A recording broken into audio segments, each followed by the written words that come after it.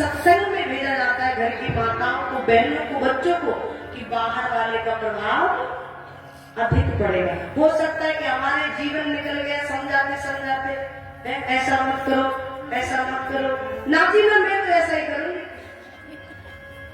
तो इसीलिए बाहर से बुलवाया जाता है कि हमारी युवा पीढ़ी जो है, हमारी जो माताएं बहनाएं हैं, उनके अंदर कुछ संस्कार आ गए।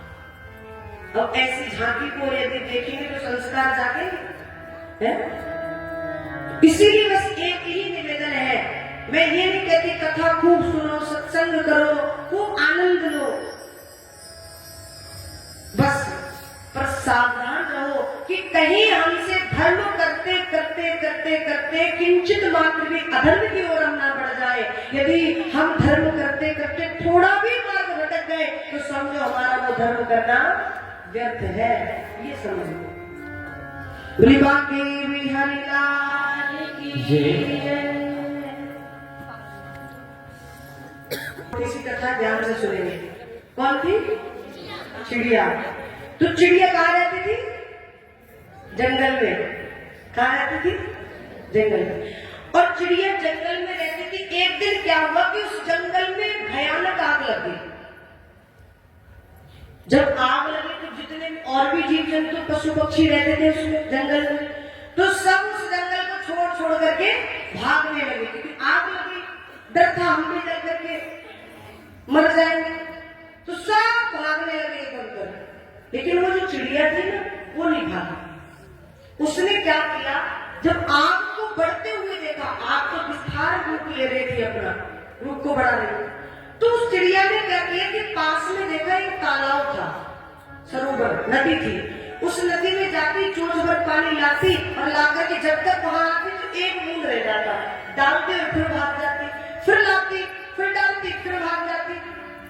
तो जंगल के जीव जंतु पशु पक्षी हंसने लगे, अरे चिड़िया तू बावली हो गई, भला इस जंगल में भयानक आग लगी है, विचार कर क्या तेरे चोंच भर पानी से ये भयानक आग बुझने वाली है?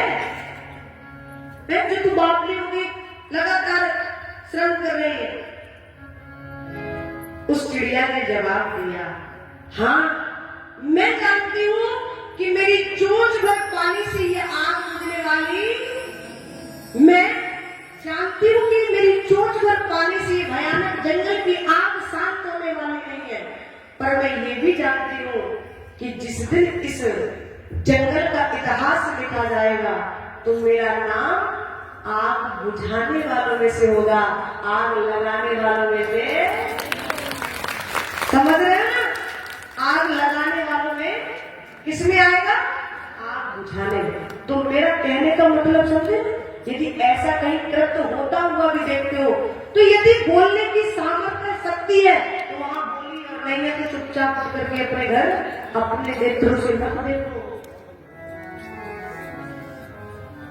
मैं भी जानती हूँ कि जितने आप बैठे हो ना, जितने साथ में मैंने कथा सुनाई है, सब सुधर जाओ, ऐसा मैं नहीं कह सकती, समझ रहे?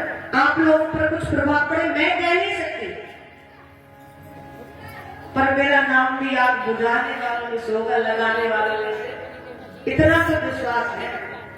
सभी से बस यही निवेदन है कि कथा भी श्रवण करो तो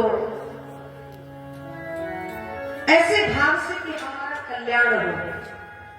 बोली बांके बिहारी लाल की जय, बोली श्यावर रामचंद्र भगवान की जय। श्री सुदामा जी की पत्नी थी सुशीला। सुशीला ने कहा, प्रभु आज 3 दिन हो गए घर में भोजन नहीं बना, एक काम करो ना, आप बच्चों की ओर तो देखिए, बच्चों ने 3 दिन से भोजन नहीं किया। स्वामी सुखदेव जी महाराज कहते, राजा परीक्षित विचार करके देखिए कि 3 दिन से जब घर में भोजन नहीं बना तो क्या सुदामा जी को पता नहीं होगा?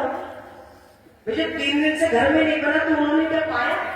नहीं बना। लेकिन मजबूरी होती है, गरीबी है, ये गरीबी ऐसी होती है महाराज, कितना भी सुंदर व्यक्ति से, कितना भी सुंदर, और गरीबी जब आती है तो बदसूरत हो जाता है।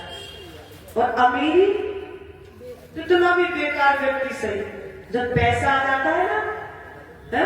तो 4 इधर बॉडीगार्ड चलते और 4 तो वो भी के बराबर करी। बोली बाके बिहारी लाल जय। सुशीला ने कहा प्रभु स्वामी आप कहते थे मेरे एक मित्र है द्वारकाधीश। देखिए कथा को थोड़ा संक्षिप्त करते चलेंगे समय, क्योंकि अभी कम से कम 1 घंटा तो लग ही जाएगा। बोले हाँ कछु माता ने हाँ 1 घंटे का नाम लिया हाँ। अभी तुमको पता नहीं लगेगा 1 घंटा गया क्या, चिंता मत करो। बोले बाके बिहारी लाल जय।